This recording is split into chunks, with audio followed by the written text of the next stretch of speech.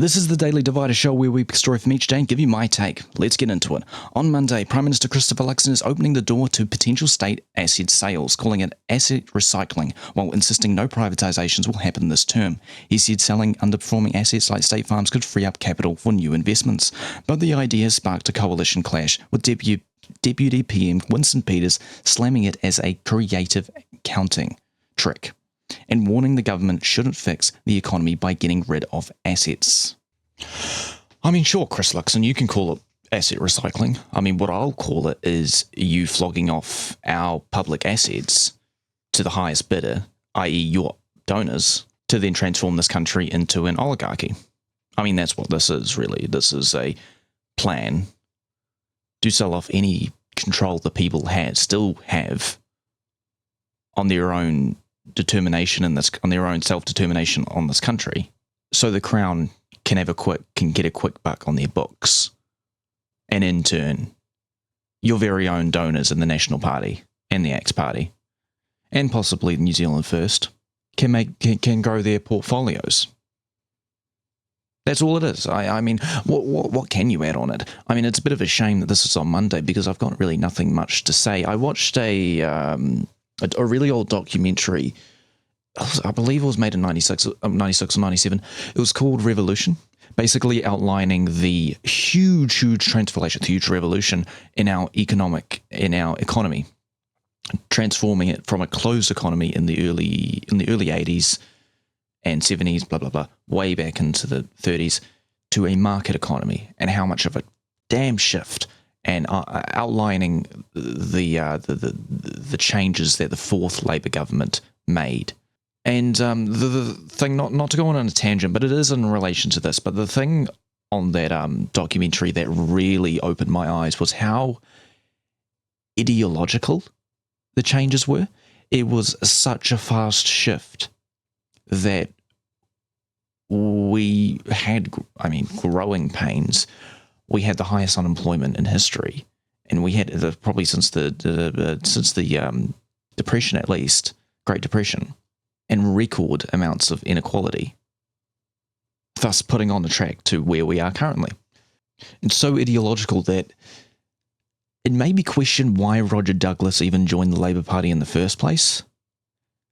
I mean, I did a bit of reading on him, and apparently, I mean, by reading, I did a quick Wikipedia search. But he comes from trade union stock, so that makes sense. But Richard Prebble is just a lawyer. Why the hell did he join the Labour Party? I mean, it worked out in the end. Didn't have to go through Muldoon, the last great New Zealand Conservative. But back to this. I like to ramble. That was big, right? And National Party carried it on in the 90s.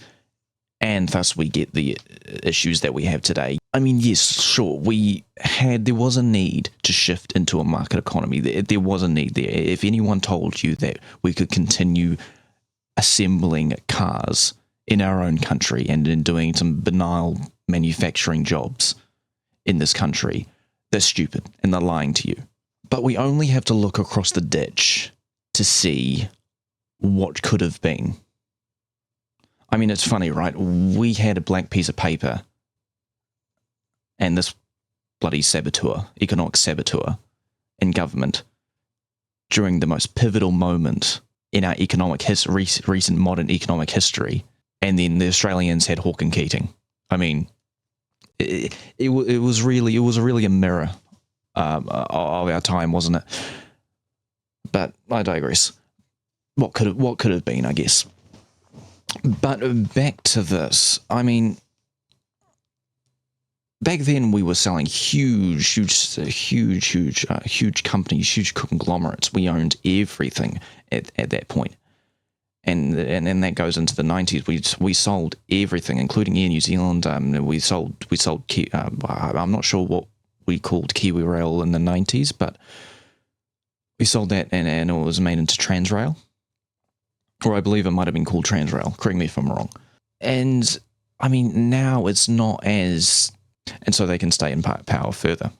But I have said that Winston Peters is a funny man, right? he has always been a bit of a racist, a little bit, a bigot. He's always been like that. But there's this, and correct me if I'm wrong, but there's been this huge shift into this identity politic nonsense after 2020, or more specifically like 2021, 2022, to get back into government. And it's worked. But he's also has the side of the Muldoon era economics as outlining why he left the National Party in the first place. He still believes in state-owned enterprise. And I still think from this perspective, he is leaving the door open to be in coalition or supply or a confidence and supply agreement. More specifically, I don't think he'll do that. It'll be a coalition agreement with the Labour Party. Again, this might be a bit of speculation, but it does seem like he's seeing the writing on the wall with the current government, and he wants to keep his options open. Just like how Chris Hipkins is still kind of keeping his options open when it comes to New Zealand First. And rightly so. Rightly so when it comes to Labour Party, but I'll probably speak about that later on. But yeah, do I want him in a coalition with Labour? Not really. I've always said this. I really want to see the Green Party in coalition with Labour because they haven't really been in coalition. They've never been in coalition. Well, definitely unlike New Zealand First has successfully, and they've had chances to actually help assist the Labour Party, and they've always been the counterbalance, the handbrake on any progress that we could have made in this country. And I don't really want to see them in government again. And for that reason, I don't. Yeah, there's other reasons as to why, and they shouldn't need to be stated, really, because New Zealand First is a rotten organisation, to be honest. But way past that, economically, I just think New Zealand First have had their chance, and they're an old dinosaur. And I would like to see the Green Party be given a chance to run in government for 3 years, at the very least. And on Tuesday, the government's rewriting New Zealand's gun laws, shifting oversight from police to a dedicated firearms minister, and tightening rules on gangs, 3D printed weapons, and illegal gun parts. Associate Minister Nicole McKee failed to win cabinet support to ease restrictions on semi-automatic firearms. With National blocking any liberalisation, gun control advocates are relieved the post-Christchurch ban stays intact, while ACT invokes another agree to disagree over the firearms registry. It's really astonishing to me that we allow to have former lobbyists in positions of power, elected positions of power. I mean, it's astonishing to me that we allow former public officials, former elected officials, former elected public servants be in positions in lobbying groups, be allowed to have that straight after they leave office, and that includes Labour. It's absolutely astonishing to me that we allow that legally. But this is even worse. The fact that we allow a former gun lobbyist elected in a party and to be in a position where they have a say on our gun laws. It's a bit shady, isn't it? I am glad that the semi-automatic ban was kept and that the National Party didn't shake on that. Because if they did, I mean, it would be another layer on top of how flimsy that party is towards their junior partners. But there's always a question when it comes to someone like Casey Costello, Chris Bishop, and Nicole McKee, among others, that where does their allegiance lie? Does it lie with the people that elect them? Or does it lie with the people that donate to them? On Wednesday, New Zealand has plunged from 2nd to 53rd in the Global Tobacco Industry Interference Index, the steepest fall ever recorded. The report blames the government's repeal of smoke-free laws, a tax break for Philip Morris, and close ties between politics and lobbying. Health groups called it an international disgrace, accusing the government of bowing to tobacco interests, but Associate Health Minister Casey Costello says the index is ridiculous, arguing that what matters is New Zealand's low smoking rate, not how harshly it treats tobacco companies. God, what a great segue for another topic on big money influence. I mean, another example that I just quoted in the last segment, Casey Costello, another influence to big tobacco. Where does their influence lie? There needs to be a law. There needs to be tightening on our donor, lowering the cap on the maximum amount allowed to donate to parties, and lowering the threshold that you have to disclose your donation to the public. Those things really need to happen, and there needs to be laws on lobbying and lobbyists, and as such, as I said in the last segment. I mean, it's really humiliating. It's really humiliating, isn't it? The fact that you have one of the most groundbreaking and leading pieces of legislation to make this country smoke-free by this specific date. And then you have another government coming forward, slashing everything, either out of spite, well, probably both, out of spite, and because their influence is not the people. And again, yeah, I could go into detail as to the fact that Casey Costello was willing to grab a piece of paper off, grab a biased study from Philip Morris, I believe, written in Japan, and use that as evidence, as proof, and completely ignore our own experts for the sake of giving those tax cuts, which I believe is now amounting to $1 billion. I won't, because it doesn't really matter. What really matters is that we need a government, the next government that comes in, which is hopefully a Labour-led government, needs to make strides towards tightening our donation laws and our laws on lobbying, which we don't really have any anyway, so there's no tightening there. We need to reform it, because we will keep doing this back and forth continuously, from progress to regression, progress to regression, progress. It will always happen as long as those that have the capital, have the money, have the power, are able to freely walk into their MP's office without any repercussions to the MP and the benefactor. That needs to change. Any of this is white noise. This doesn't matter. We will always have this problem. On Thursday, Coalition has pushed through ACT's long-fought regulatory standards bill, despite fierce opposition, with 98% of public submissions against it. The law forces politicians to justify new regulations that breach its principles, which critics say entrenches libertarian pro-corporate values and undermines democracy. ACT leader David Seymour calls it a historic moment for transparency, while Labour vows to repeal it within 100 days. Branding it a far-right rewrite of how laws are made, the Greens likened it to a cockroach that won't die, accusing the government of gutting protections for people and TTT. God, I might make this. I think I might make this podcast theme corruption. This government is full of it, or something to that effect. Because this is the trend. This is the theme of last week, I guess. I mean, what better to talk about the influence of foreign money, corporate money, corporate donors, a want to shift to a more of an oligarchic system, where private owners have more influence than they should do in our country, than the regulatory standards bill. A complete, overwhelming hatred, I wouldn't say hatred, disapproval, despisement of this bill, which I myself submitted against the bill. Yeah, this just perfectly outlines everything. The fact that you've got, and it's not the National Party, it's the ACT Party, but the ACT Party are the puppet masters when it comes to this, I guess.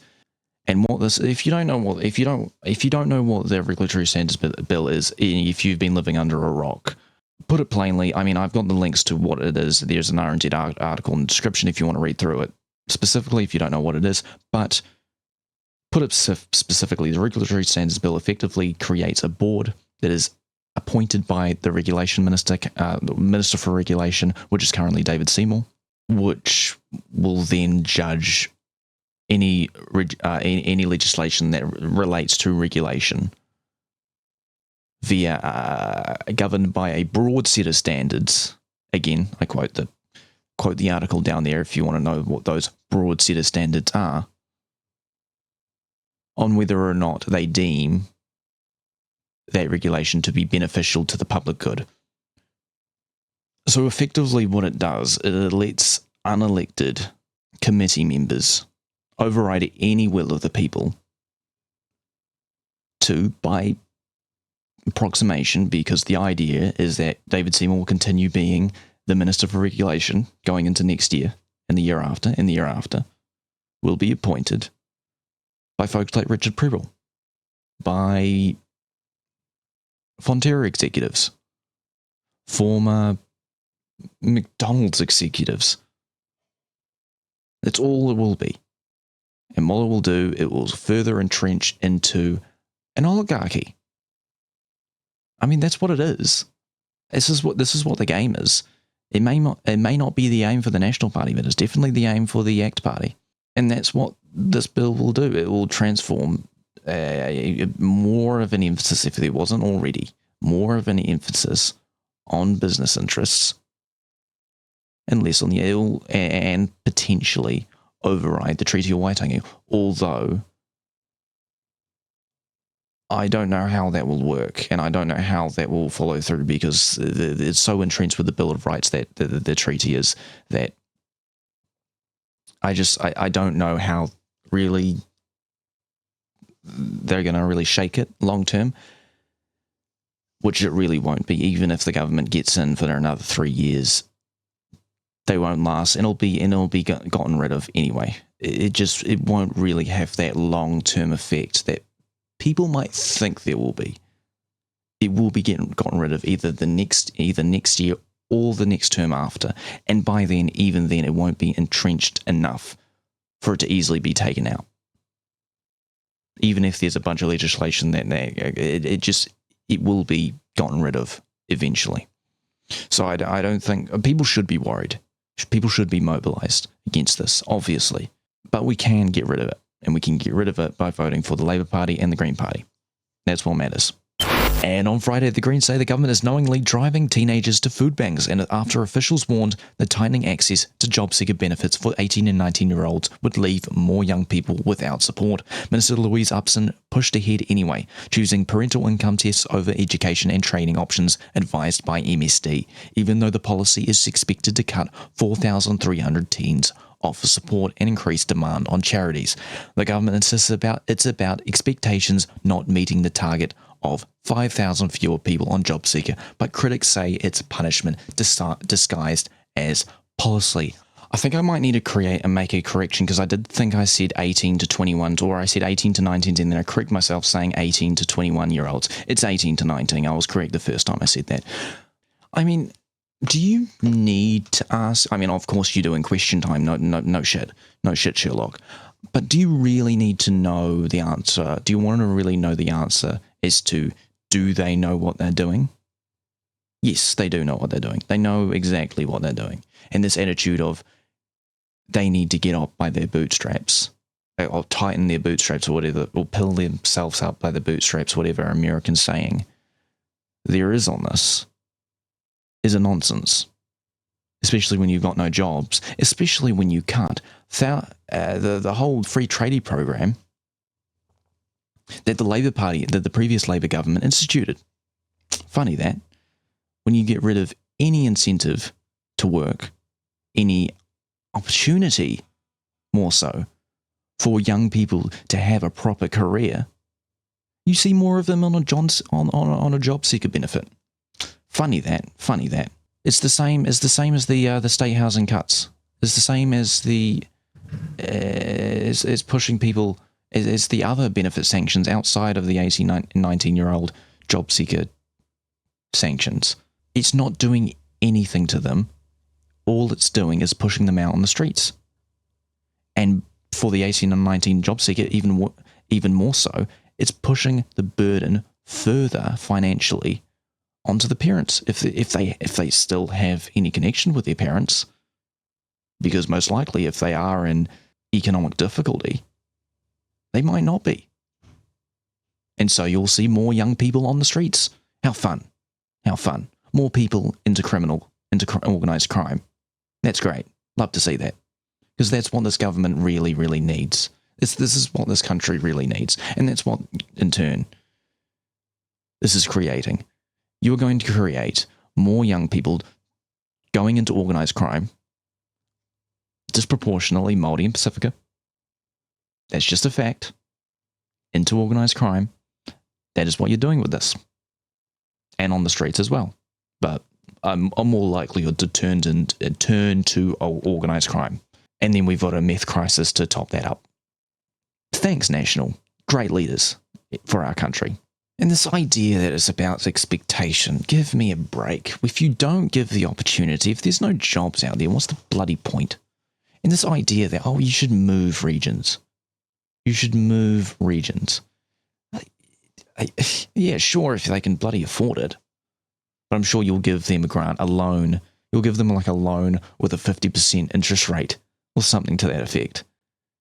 Getting them to move, and they'll be locked in debt with some, not even the government, but locked in debt with some loan shark that you agreed to contract out at a high price. It's a joke. It really is. It's just a joke. I don't want to say it because it's really depressing to say, but they just bloody hate us, don't they? They just have contempt. It's utter contempt. They don't want to change this country. They don't want to improve this country. They don't want to do any of that. They just want to waffle around, stay in this born to rule class, this idea that they just want to stay in government because they deserve it, because they're better than you, and because they're donated by the right, paid for by the right type of people. It's all David Seymour and Chris Luxon. Maybe Winston. I like to think that maybe it's better than that, but it's hard to do so. That's all they are. It's all Simeon Brown, Erica Stanford, Judith Collins. They don't care about you. They never have. On Saturday, Fire and Emergency New Zealand has dropped its biggest shake-up since it was created. A sweeping restructure that cuts more than 100 jobs, scraps regional commands and leaves unions warning of a decimation of New Zealand's first response system. Fens say climate pressures and unstable funding make the overhaul unavoidable, but firefighters fear the plan will gut core safety teams, centralise power in Wellington, and stretch an already strained frontline even thinner. So technically this article came out on Thursday, but you had the Regulatory Standards Bill come out, and there wasn't really anything on Saturday, so I decided I'll put that on Saturday. It's really funny, isn't it? This announcement, it's funny because if you won't laugh, you'll cry. This announcement was brought out after the Tongariro fire. Great timing. I mean, it's been known that they will make cuts to fens, but the announcement that this article came out after that fire is just great. And I'm pretty sure I said in the last podcast episode that all we're just waiting for is a seismic, a Christchurch city earthquake level event that will just destroy and completely burden our firefighting infrastructure and more specifically our rescue infrastructure. And if it is a huge fire, it will burden our fire infrastructure. And it already is now. And the fact that they're cutting 70 million, 10%, New Zealand Fens' budget, 160 jobs that supports the frontline men and women that keep us safe. They're willing to cut that because they don't care about you. They're willing to make those cuts to make their books look better in the short term. Where are they going to put their money? Who knows? Because there's a billions and billions of dollar hole that this government, more specifically Nicola Willis, that absolute buffoon, that is presiding over our decline, the decline of our country. We are scraping the barrel, not just in state-owned enterprise, not just in our state-owned assets and our emergency and everything.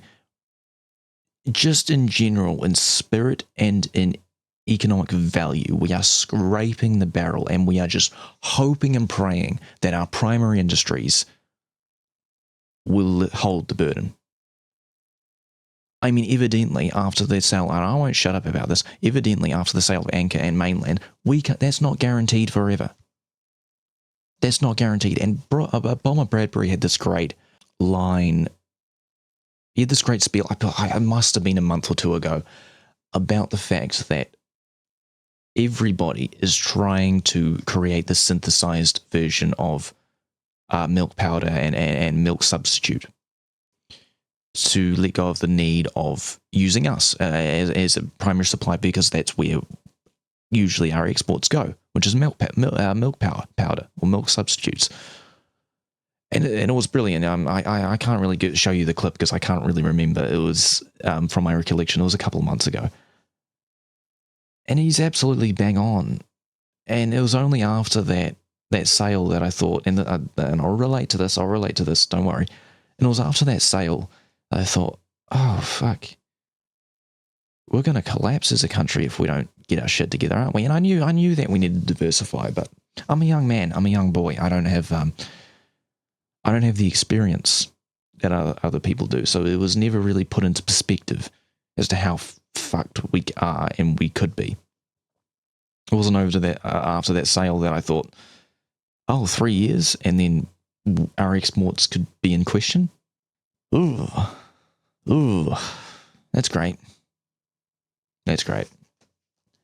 But, anyway, back to this, back to my main point. This government preys on the idea that our primary industries will hold up our economy, which it is doing right now, and they are crossing their fingers, and that's all they're doing is a wing and a prayer, because they've got no other plan to grow this economy, and this idea of growth, it's just buzzwords. It means nothing. They've got no plan on this. They've got no plan, and they never have. All that promises of an extra $250 fortnight or a week or whatever the fuck, and that tax cut, that was all just vote winners. It's fine to have vote winners. Every policy should be winning a vote, because evidently they will be good policy. But there was no long-term plan. There never was, because they don't care about you. Their own long-term plan is shifting this country into a business-run empire. What are they going to do with this, with FENZ more specifically?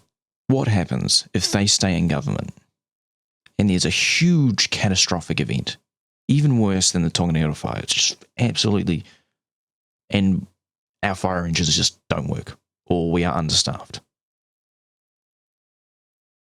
Or I'm not a firefighter, but our firefighters are understaffed. What happens? Seriously, what happens? Because I can guarantee you what will happen if that happens under Labour. If the cuts go through, when the cuts go through, and Labour wins government, and that sort of event happens next term, these lot will be absolutely slaying, absolutely barraging. You'll have the media class barraging the Labour-led government as to being incompetent. Chris Hipkins doesn't know what he's doing. People are dying, and they're not being cared for. They're underfunded. It's ridiculous. It's absolutely absurd. That's what will happen. What will happen if they stay in government? Seriously, what? Because they don't know either. Because they're crossing their fingers that it won't happen. And the thing is that there are people in that party, more specifically the National Party. I don't give a shit about the other two parties. The National Party, they know that climate change is real. It's happening right now. They don't need fucking. It's happening right now. And what? This is the thing. You're just crossing your fingers and hoping nothing bad happens when you're in power, and you hope it happens when you're out of power, so then you can use it as an excuse to get back in power. It's all the National Party is. Break things, time it right, get out of power, point that blame to the Labour Party, and then get back in on the coattails of that. All the while, Labour's trying to fix up the mistakes that you fuckers did. I mean, that's the thing. This is.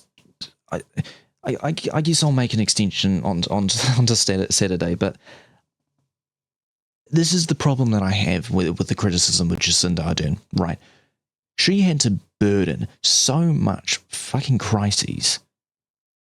Unprecedented crises since the fucking Second World War. And then she gets criticised as not making enough reforms. Yes, it wasn't perfect, and yes, in the first term, Kiwi Build was an absolute disaster. They still made thousands of homes, 2,806 or something, or rather, homes, more than the current crop are doing, but nobody mentions that. Nobody mentions that. There was still progress. And there was still progress under COVID. There wasn't enough. I wonder why. This is why, from hindsight, I would say that Helen Clark was a better Prime Minister. Even I will say that. But I'm I have the wherewithal to know as to why that is. Helen Clark had 3 terms. Jacinda Ardern had less. And on top of that, COVID-19. And on top of that, the Christchurch shooting. On top of that, White Island. Am I missing something? It's just, it's annoying. It's annoying. It's annoying. If you like this video, click like, subscribe, and click the bell icon to stay up to date with any new Daily Divide content. And also follow us on Spotify, Instagram, Facebook, and yeah. Thanks for watching.